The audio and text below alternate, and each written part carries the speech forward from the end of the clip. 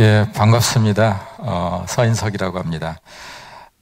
제가 이제 그 교회에서 청년부 시절을 보내고, 그 다음에 그 직장을 제가 하나님께 이제 마음의 소원을 두고 헌신하겠다고 하나님께 말씀을 드리고 직장을 그만두고, 그 과정 가운데, 제가 이제 굉장히 마음의 어려움을 겪었어요. 제가 주님께 기도하기는 정말 하나님 저를 위해서 정말 좋고 큰 집을 지어주십시오. 아름다운 집을 지어주십시오. 저 미래에.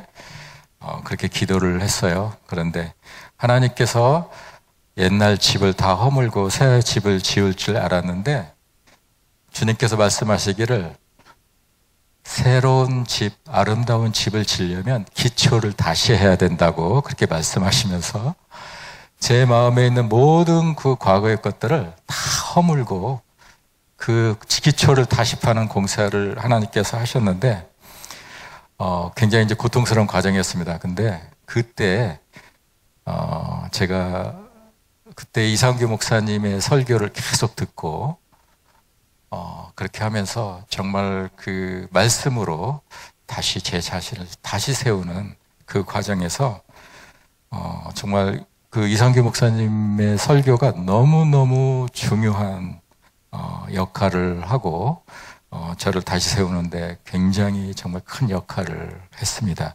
그때 우리 정말 그 내적 치유 청년들이 모여가지고 우리 이상규 목사님 이제 지도 목사님 같이 이렇게 하셨는데 그때 너무 많이 은혜를 받고 지금 그 청년들 남자들 중에 절반은 선교사나 지금 이제 목사가 되었어요. 예, 그래서 너무 이제 감사드립니다, 목사님.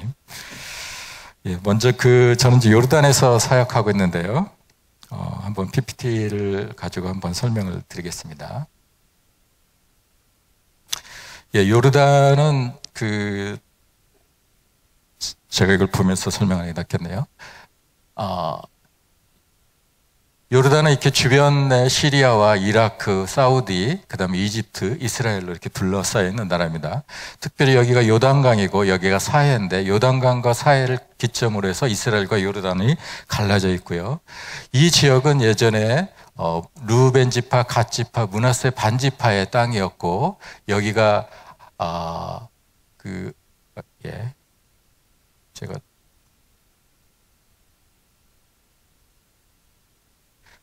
므낫세 반지파의 땅이었고 암몬, 모압, 에돔의 땅입니다. 성경에서. 그래서 많은 그 홀리 플레이스 성지들을 가지고 있어요. 지금 왕정 국가고요. 국토는 남한과 비슷한 크기입니다. 그러나 쓸 수 있는 땅은 10% 정도밖에 안 돼요. 다 나머지는 사막이고요. 인구는 약 950만 명인데 이 중에 약 300만 명이 난민이나 외국인입니다. 650만 명이 원래 이제 요르단 사람과 팔레스타인 사람 그 영주권을 그 거주권을 가지고 있는 사람들이죠. 순위파 무슬림이 96%, 기독교가 3%가 있습니다. 그리고 1인당 GDP는 약 4,000불. 선교적으로는 굉장히 중동 사역의 전진기지로서 굉장히 중요하기 때문에 여기 선교사들이 되게 많이 있어요. 한국 선교사들도 약 100가정 정도가 있고요.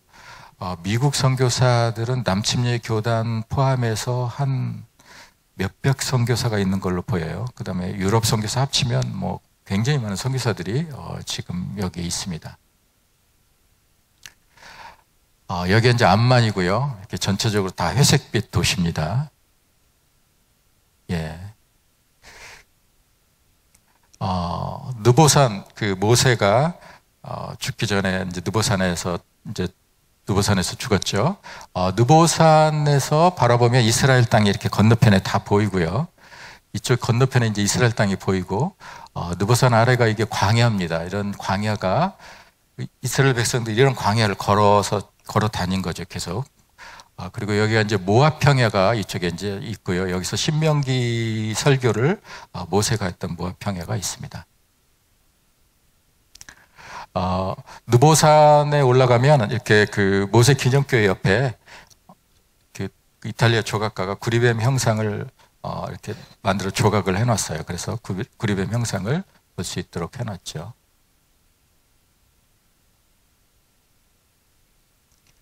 겨울에 눈이 와요. 그 겨울에 비가 오고 날씨가 추우면 폭설이 내립니다. 그래서 한 4, 5일 동안을 거의 꼼짝을 안 하고 모든 게 다 두절이 되고 눈이 오면 한 20cm 이상 이렇게 오기 때문에 그렇습니다. 눈도 오고요. 제가 이제 2009년도에 요르단을 처음 갔는데 초기 사역은 이제 제가 시리아 내전 이전과 이후로 사역을 구분할 수 있어요. 초기 사역은 주로 교회 협력 사역을 했습니다. 그래서 이제 저희가 세운 가든교회 현지인 목사하고 같이 이제 협력 설교를 하고 제가 가끔 설교도 하고 예배 후에 뭐 기도도 하고 그다음에 저희 아내가 이제 뭐 같이 피아노 반주도 하고 또 어린이 주일학교도 해서 이렇게 모아서 주변 교회를 모아서 이렇게 주일학교도 하고 그렇게 합니다. 또 선교사들 대상으로 아버지 학교도 하고요. 또 현지인들 아버지 학교도 하고 그랬습니다. 큐티 세미나도 하고요. 그러다가 2011년에 아랍의 봄이 시작되면서 굉장히 어떤 사역의 획기적인 변화를 가져오게 됩니다. 튀니지에서 맨 처음 그 부하치치라는 청년이 노점 청과상을 하던 청년이 자살하면서 분신 자살하면서 아랍의 봄이 시작됐죠. 튀니지에 이제 그래서 정권이 교체가 됐습니다. 독재자가 쫓겨났죠. 이집트 역시 독재자가 쫓겨났죠. 리비아 가다피 그 독재자가 쫓겨났습니다. 시리아는 독재자가 쫓겨나지 않으면서 내전이 시작되었죠. 이렇게 많은 사람들이 마치 공상과학 영화에 나오는 사람들 같은 이렇게 사람들이 이제 난민이 되어서 이웃 나라로 가게 됐죠. 내전 발발 전에 시리아는 선교사들의 감옥이라고 할 정도로 북한식 5호 담당제가 도입돼 가지고 너무 감시가 철저하기 때문에 어떻게 할 수가 없었어요. 그래서 7년에 한 명에게 복음을 전하면 성공이다라고 할 정도로 시리아는 그런 땅이었습니다. 그런데 내전이 일어나면서부터 전체 인구의 약 절반 이상이 그 나라를 떠나서 난민이 되었죠. 요르단에 약 130만 명이 입국하게 되었어요. 그래서 저희가 이제 난민들을 이제 본격적으로 사역하기 시작했는데 지금 이제 구호품을 이제 운반하는 장면이고요. 또 이렇게 저희가 매트리스가 필요하다 그러면 이제 가서 매트리스를 싣고 가서 매트리스도 나눠주기도 하고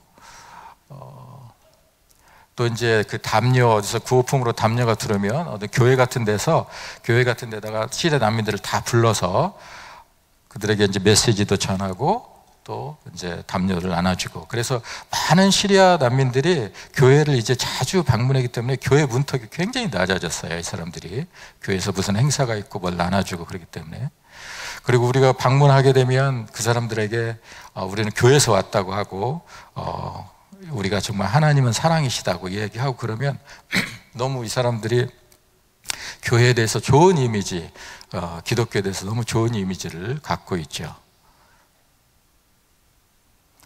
이제 저희가 이제 주로 사역한 데가 이제 국경 도시 마프라게였는데 마프라게 나사렛 교회라는 조그만 교회가 있었습니다. 이게 이제 교회 문인데 여기에 이제 지금 구호품을 나눠준다 그러니까 지금 이렇게 시리아 난민들이 이렇게 모여서 지금 구호품을 기다리고 있죠.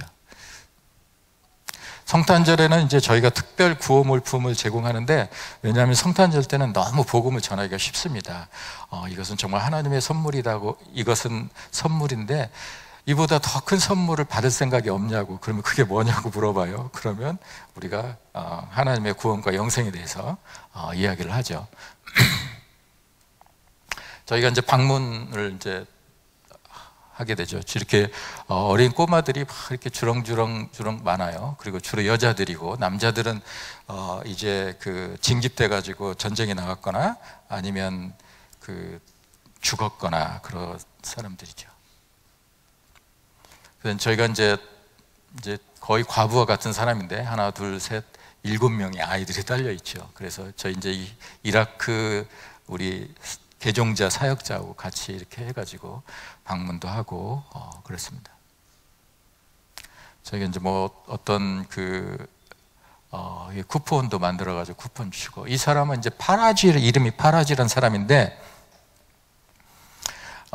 우리가 처음 방문을 시작한 지 일주일 정도 됐을 때 이 사람 집을 방문했어요. 근데 이 친구가 이 허벅지에 총을 5발을 맞아가지고 이렇게 부어서, 허벅지가 부어서 이게 드러나 있더라고요. 그래서 이제 저희가 구호품을 주고, 너 기도 받을 생각 없냐? 그랬더니, 기도해 달래요. 그래서 이제 저희가 기도를 했습니다. 기도를 하니까 이 친구가 누가 와서 여기다 찬물을 끼얹는 것 같다고 그러는 거예요. 그래서 하나님께 치유하시는구나 생각하고 일주일 뒤에 갔더니 이 부은 게 싹 빠져가지고 딱 앉아 있는 거예요. 그러면서 이제 우리한테 물어봐요. 내가 왜 이런 현상이 벌어졌냐고. 그래서 우리가 예수 그리스도의 이름으로 기도를 하면 이런 기적이 많이 일어난다 그랬더니 자기가 위성방송에서 기독교 채널이 있으니까 자기가 안다는 거예요. 예수 그리스도에 대해서 안다고. 그러면서 자기가 예수를 믿겠다고 해서 이 친구가 이제 1호 신자가 됐습니다. 근데 1호 신자가 됐는데 이 친구는 정말 하나님께서 특별하게 축복을 많이 부어주셔서 정말 예수님 꿈을 이제 여러 번 꾸게 돼요. 근데 한 번은 예수님께서 꿈에 나타나셔가지고 정말 이렇게 하얀 로브를 입고 머리를 길게 늘어뜨리고 빛나는 옷을 입고 왕의 호를 들고 자기한테 왔다는 거예요. 자기가 이렇게 시리아 해변에 이렇게 앉아 있는데 그러면서 묻기를 네가 뭘 원하느냐 이렇게 묻더래요. 근데 이 친구는 항상 우리가 많은 난민들은 자기가 뭘 원한다고 뭐 필요한 거 없냐고 뭐 이것도 필요하고 저것도 필요하고 막 여러 개 이야기를 해요. 근데 이 친구는 딱 필요한 것만 이야기하고 필요 없으면 필요 없다고 그래요. 항상 굉장히 정직한 친구였어요. 그래서 예수님이 너 뭘 원하느냐 이렇게 물어봤는데 없다고 원하는 거 없다 이렇게 대답을 했대요. 그러니까 예수님이 이렇게 왕의 호를 이렇게 딱 펴서 하니까 그 끝에 나이타 같이 불이 확 붙는데 자기가 옆에 이렇게 장작 같은 게 이렇게 있는데 거기에 불이 확 붙더래요. 그럼 싹 지나가면서 내가 널 사랑한다 그러더래요. 그게 첫 번째 꿈이고, 두 번째 꿈은 또 예수님께 나타나셔 십자가를 여기다 가슴과 등에다가 그려졌다. 이게 무슨 뜻이냐 그러더라고요. 그래서 아무튼 이 친구는 그런 여러 가지 경험을 통해서 정말 한 2년 뒤에는 정말 이렇게 신실한 크리스찬이 되었어요. 무슬림으로 돌아가지 않고.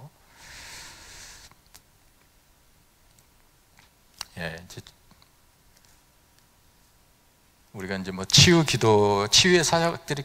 사역을 하는데 굉장히 많은 치유의 기적들이 일어납니다. 그래서 이 친구도 이름이 이제 파라지인데 미술교사였어요. 시리아 미술교사인데 이 갑상선 쪽에 문제가 있어가지고 저희가 이제 기도하고 그래서 이 친구도 고침을 받고 아주 어떤 압달라라는 청년은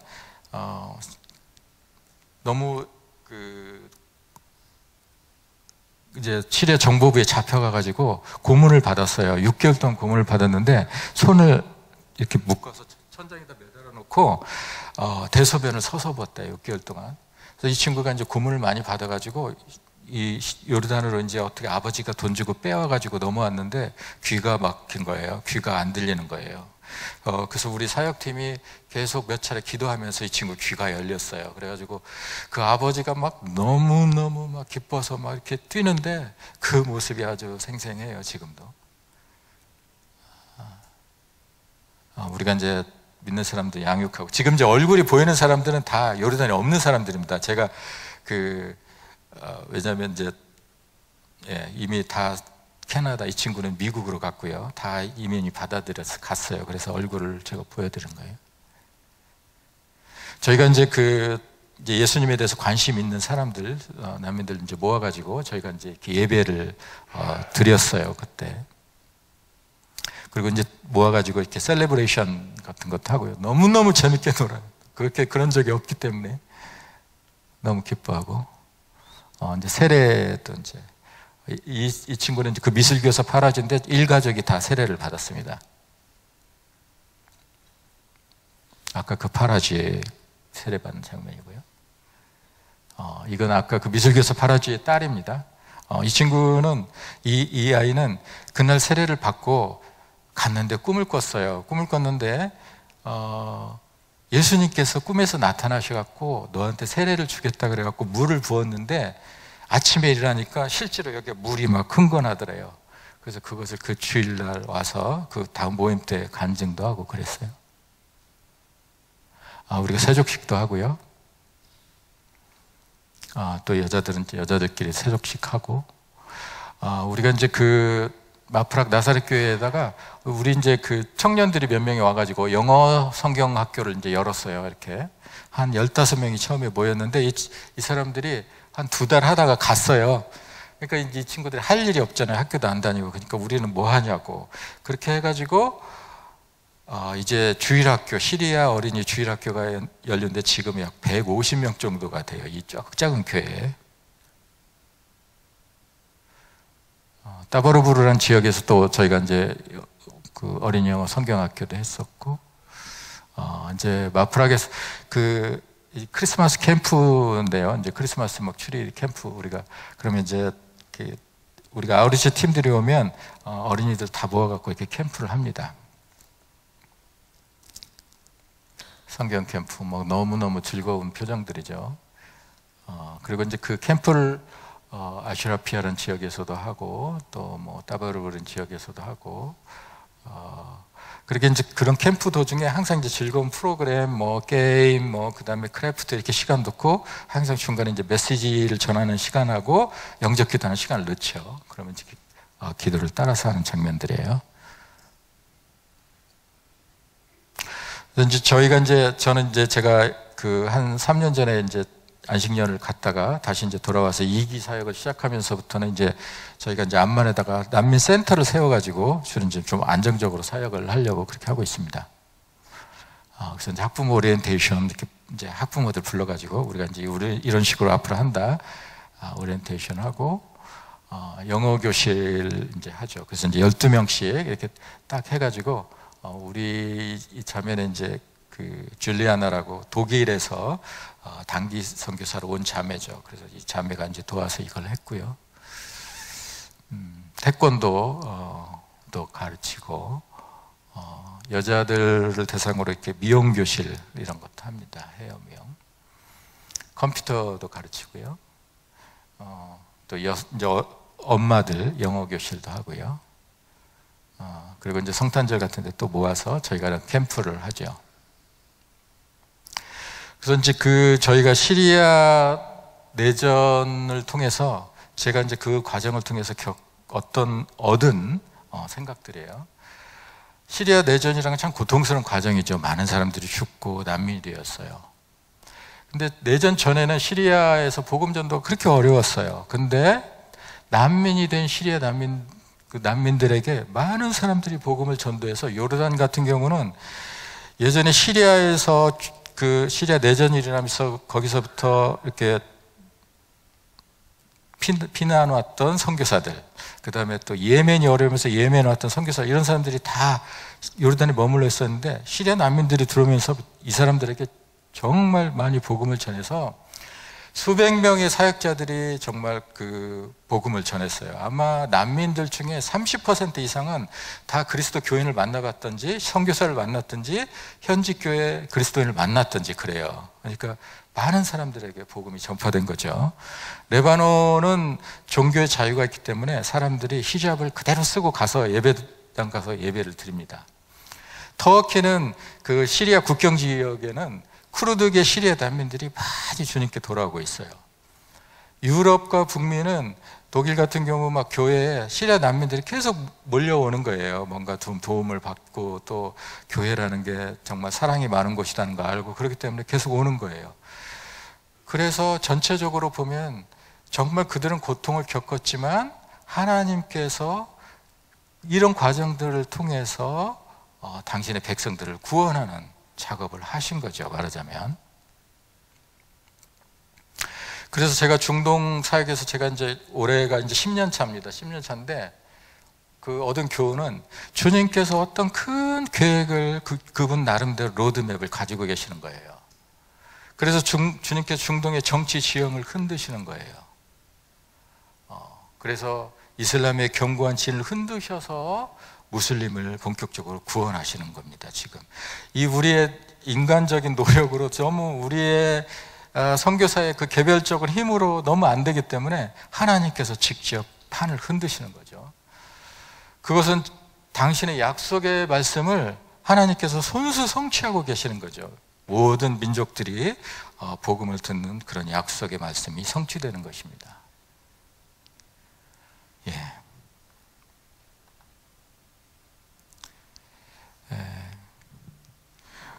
말씀을 전하자면요, 지금 이제 오늘 본문은 사도행전 본문은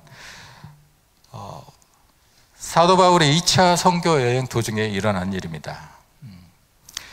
이제 바울과 바나바가 1차 선교 여행을 끝내고 안디옥 교회로 돌아왔죠. 안디옥 교회로 돌아와서 이제 좀 머무르다가 바울이, 자, 이제 우리가 예전에 복음을 전했던 사람들이 어떻게 지내고 있는지 우리 한번 보러 갑시다. 그렇게 해갖고 바울과 바나바가 2차 선교 여행을 떠나게 되죠.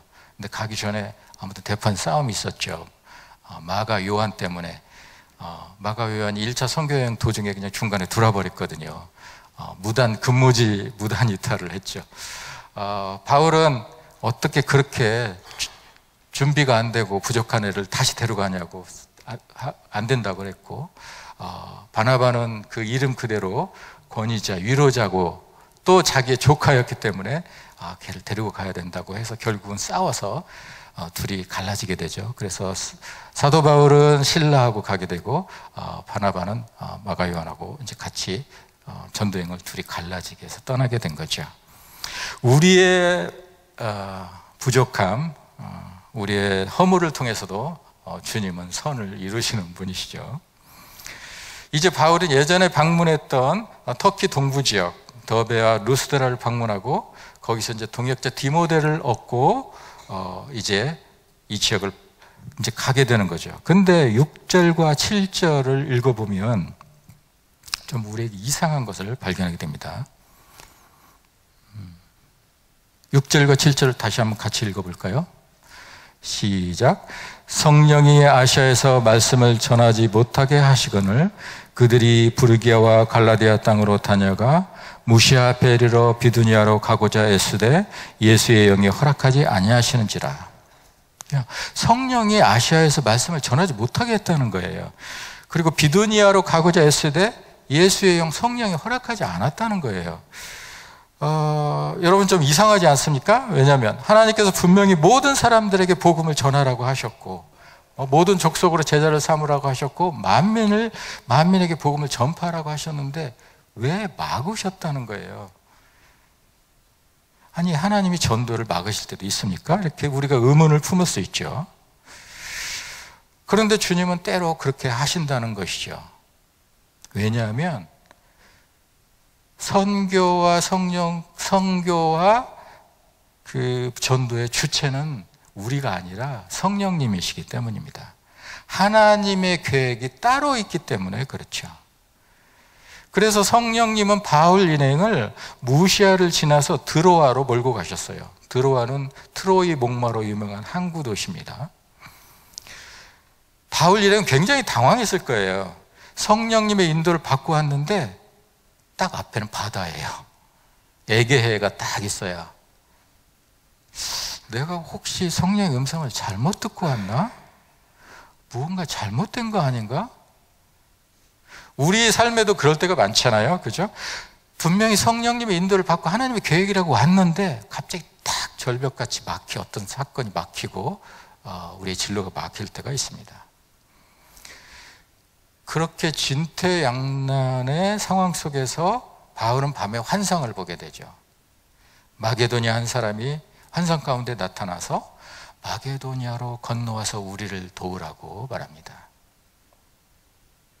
그래서 바울은 강력한 성령의 인도를 받고 마게도니아로 가게 되죠. 그리고 마게도니아에 가서 빌립보에 도착해서 거기서 자주옥감 장사 루디아를 만나게 되면서 그 가정을 중심으로 빌립보 교회가 생기게 되고 이제 유럽 복음화의 전초 기지가 되고 유럽 복음화가 시작된다는 것이죠. 당시에 바울은 몰랐습니다. 왜 주님께서 그 아시아에서 복음을 전하지 못하게 하셨는지. 그러나 나중에 알게 되죠. 우리들은 알게 됐죠. 그걸 통해서 하나님이 그 복음의 물꼬를 이쪽으로 확 터서 하나님의 계획이 따로 있었다는 것이죠. 여기서 우리가 알 수 있는 것은 주님이 선교에 강력한 의지를 가지시고 그분이 이니셔티브를 쥐고 그분의 로드맵을 가지고 선교를 움직이고 계시다는 것입니다. 마치 성교는 우리의 전략과 우리의 계획과 우리의 의지로 하는 것 같지만 그 주도권은 항상 성령님이 가지고 계시다는 것이죠. 저는 중동에 사역하면서 그걸 느꼈어요. 우리가 막 그 요르단 무슬림들 막 그렇게 하려고 10년 동안 막 있는 선교사들 1명, 2명 해도 되게 성공이었어요. 근데 하나님이 갑자기 중동의 정치 지형을 흔드시는 거예요. 정치 지형을 흔들기 전에 이미 그 현지 지도자들한테 컨퍼런스 가운데 말씀을 하셨어요. 내가 중동의 정치 지형을 흔들 것이다. 그래서 사람들은 다 아니 지금 독재자들이 30년 40년 된 독재자들이 펄펄 살아있는데 어떻게 정치가 바뀝니까? 그랬는데 그 뒤로 6개월 뒤에 이런 사건들이 생기는 거예요. 그러면서 사람들이 몰려 들어오고 많은 사람들이 복음을 듣게 되는 거죠. 선교의 이니셔티브는 항상 성령님이 가지고 계십니다. 하나님이 가지고 계시죠. 이 같은 사실은 성경 여러 곳곳에 나타납니다. 예수님이 승천하시기 전에 제자들에게 말씀하시죠. 성령이 너에게 임하면 너희가 권능을 받고 예루살렘과 온 유대와 사마리아와 땅끝까지 이르러 내 증인이 되리라 이렇게 말씀하셔요. 복잡한데 딱 참 짧게 이야기하면 너희가 성령을 받으면 너희가 선교사가 된다는 거예요. 과연 예수님 말씀대로 오순절 때 성령이 제자들에게 임했습니다. 그런데 참 희한한 것은 성령이 어디에 임했냐면 입에 임했다는 거예요. 혀가 풀려서 말이 바뀌고 새로운 언어를 하게 되었다는 거죠. 바벨탑 사건 때 우리의 죄 때문에 우리의 교만 때문에 언어가 다 흩어졌어요. 근데 그 성령이 오순절 때 그것을 다 회복시키는 거죠. 회복시켜서 서로의 말을 알아듣게 하는 거죠. 새로운 언어를.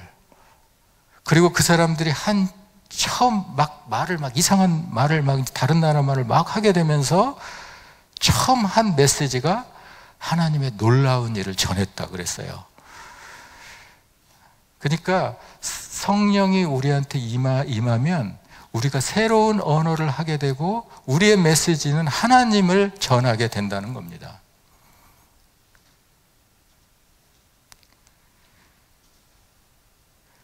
그래서 성령은 항상 선교와 연결이 되어 있는 거예요. 선교사가 제일 먼저 해야 될 건 언어를 배우는 거잖아요. 그죠?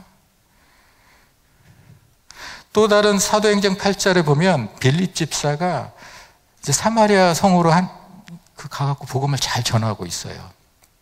그런데 갑자기 성령님이 너 남쪽으로 가갖고 예루살렘에서 가사로 가는 길로 가라. 근데 거기는 광야예요. 여기 사마리아에는 지금 많아요. 유대인들이. 이 복음 전할 사람들이 많아요. 근데 갑자기 광야로 가래요. 사람도 없는데. 빌립 집사 굉장히 당황했을 거예요. 근데 갔어요.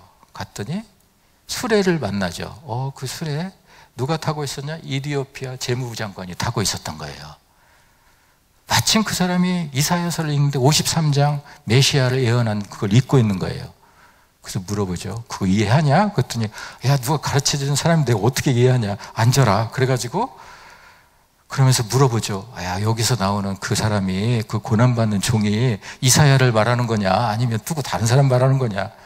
그때 설명을 하면서 그 사람이 거기서 세례를 받게 되죠. 하나님의 생각은 지금 사마리아 성에 있는 많은 유대인들도 중요하지만 하나님의 생각은 그 이디오피아 내시를 통해서 이디오피아 재무장관을 통해서 이디오피아를 복음화하려고 하시는 하나님의 큰 계획이 있었던 거죠.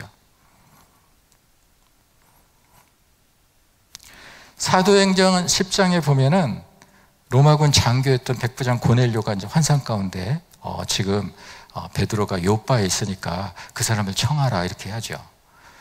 그리고 동시에 또 그 베드로에게도 환상을 보여주죠. 그래서 보자기에 환상이 내려오지 않습니까? 하늘에서 보자기가 막 이상한 동물들이 막 정결하지 않은 동물들이 있었고 그거 먹으라 그러니까 나는 못 먹습니다. 지금 우리는 못 먹어 율법적으로. 그러니까 그 내가 깨끗하게 한 건데 네가 왜 안 먹냐? 그거 3번 반복하잖아요. 그래서 이제 갔더니 그랬더니 마침 누가 문을 두드려서 보니까 고넬료가 보낸 사람들이죠. 성령님이 따라가라. 그래서 따라갔죠. 그래가지고 복음을 전했더니 거기서 막 방언도 하고 성령을 받는 거예요. 베드로 입장에서는 지금 유대인이 급해요. 유대인들이 막. 그런데 가이사라까지 따라가라고 성령님께서 말씀하시는 거죠.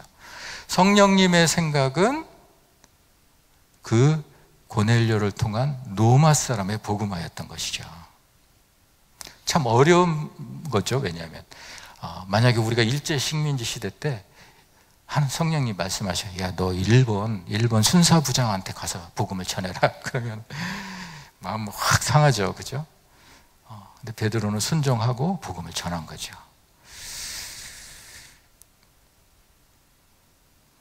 13장에 보면은 스데반이 죽고 나서 이제 대핍박이 옵니다. 예루살렘에. 그래서 다 흩어져 가지고 이제 그 흩어진 사람들이 복음을 전하는데 안디옥에도 가서 복음을 전하죠.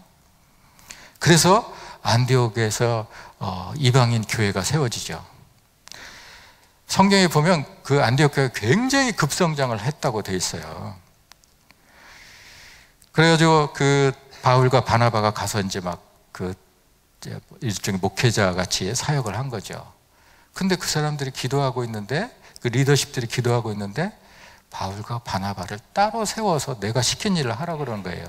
그러니까 목회자 그만두게 하고 바울과 바나바가 담임 목사 같이 일했는데 담임 목사하고 수석 부목사 빼서 내가 시킨 일을 하라는 거예요. 그거 쉽지 않잖아요. 이제 막 교회가 지금 막 부흥하는데, 교회 막 부흥하는데 정말 담임 목사가 필요하고 더 부흥해야 되잖아요. 근데 그 사람을 빼라는 거예요. 빼서 다른 일을 하도록 하라는 거예요. 성령님의 관심은 항상 선교였어요. 지금 현재 안디옥 교회 부흥도 중요하지만 다른 지역, 다른 나라, 그건 하나님의 관심이었죠. 안디옥 교회가 성령의 음성을 듣고 순종하면서 바울의 선교 여행이 시작되고 이제 정말 그 복음이 전 세계로 퍼질 수 있었던 기초가 되었던 거죠. 그 안디옥 교회 지도자들의 순종 때문에. 우리가 이제 성령님을 많이 갈구하죠. 성령님이 오시옵소서, 우리를 변화시켜 주시고 우리를 치유해 주시고 상한 마음을 고쳐 주시고 위로해 주십시오. 그래서 성령님 우리한테 오십니다. 우리의 타는 갈증을 채우시죠. 우리에게 방언도 주시고 예언하는 능력도 주시고 치유하는 능력도 주십니다. 그러나 성령님의 궁극적인 관심은 항상 선교였습니다. 이곳 미국과 시카고에도 이제 많은 불신자들이 있죠. 특히 시카고 이 지역에 주변에 많은 불신자들이 있다. 그들은 왜 놔두고 왜 다른 나라 가가지고 그렇게 재정도 돈도 쓰고 막 그 시간도 쓰고 그러냐. 그 unreasonable하다, inefficient하다라고 말하는 사람들이 있을지 모릅니다. 그렇지만 빌립 집사도 처음에는 이해하지 못했어요. 자신이 왜 사마리아 성에 그 많은 유대인들을 놔두고 광야로 가야 되는지 이해하지 못했습니다. 베드로도 처음에 이해 못했어요. 자기 주변에 유대인들이 그렇게 많은데 왜 저기 가이사랴 빌립보까지 가서 그 로마 장교를 만나야 되는지 처음에는 몰랐어요. 안디옥 교회 교인들도 몰랐습니다. 처음에는 자신은 지금 막 교회가 부흥하고 정말 리더가 필요한데 리더를 빼라는 거예요. 리더를 다른 데로 보내라는 거예요. 자기들을 지도하고 목양해야 될 사울과 바나바를 놓아주어라는 겁니다. 그들은 몰랐어요. 처음에. 사도 바울도 처음에는 몰랐어요. 왜 아시아 사람들한테 복음 전하지 못하게 하고 막 저기 바닷가로 자기를 몰고 가는지. 선교는 어쩌면 자원의 낭비고 인력의 손실이고 정말 비합리적이고 비효율적일 수 있습니다. 이제 우리가 굉장히 리스너블한 이야기를 듣자면 주변에 이제 사람들이 이야기하잖아요. 야, 너 여기서 정말 잘 이렇게 직장 잘 다니고 잘해서 정말 주변에 좋은 영향을 미치고 많은 사람들을 세우고 그게 하나님의 뜻이지 않겠냐. 이성적으로 보면 그 말이 맞아요. 그러나 성령님께서 만약에 어떤 우리한테 말씀을 하시면 우리는 그걸 순종해야 되는 거예요. 그것이 비합리적이고 이성적이지 않더라 할지라도. 이사야서 55장 8절 9절에 말씀하시죠. 이는 내 생각이 너희의 생각과 다르고 내 길은 너희 길과 다름이니라. 여호와의 말씀이니라. 이는 하늘이 땅보다 높음같이 내 길은 너희의 길보다 높으며 내 생각은 너희 생각보다 높음이니라. 그렇습니다. 우리는 그분의 뜻을 알 수가 없어요. 그래서 그분이 지시하면, 말씀하시면 우리는 순종하면 돼요. 처음에는 그게 굉장히 이거 말도 안 된다 할지 몰라요.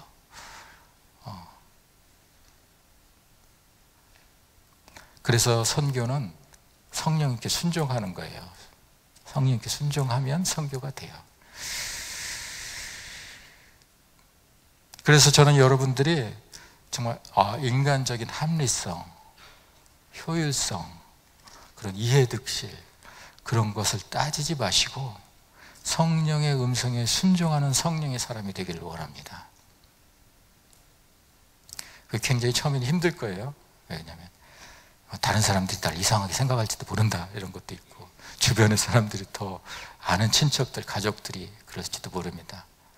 그러나 우리가 한번 성령에 순종하고 그걸 계속 우리가 훈련하게 되면 성령의 음성이 점차 또렷하게 들리고 하나님의 뜻을 좀 더 분명하게 우리가 시간이 갈수록 알게 되죠. 저는 이제 시카고 베들레헴 교회 홈페이지를 이렇게 보다가 깜짝 놀랐어요. 300명의 선교사, 그래가지고 300명의 선교사와 동역한다. 그래서 제가 은근히 살짝 물어봤습니다. 교인이 몇 명이나 됩니까? 이렇게. 인간적으로 계산이 안 돼요. 그러나 성령의 음성에 순종하면 하나님께서 우리가 생각할 수 없는 일을 벌이실 거예요. 아마 막 성도들이 메뚜기 떼같이 몰려올지도 모르죠. 모든 사람들이 합심해서 성령님께 순종하고 나가면 하나님의 계획은 이루어질 것입니다. 그게 하나님의 역사죠. 우리가 계산해가지고 우리가 성도가 200명이니까 11조 계산하고 해갖고 우리가 성교에서 몇 명 할 수 있어. 그것은 우리의 인간의 역사죠. 그죠? 그러나 우리가 정말 하나님의 기적, 하나님의 일을 보려면 하나님 수준의 비전을 가져야 되는 거죠.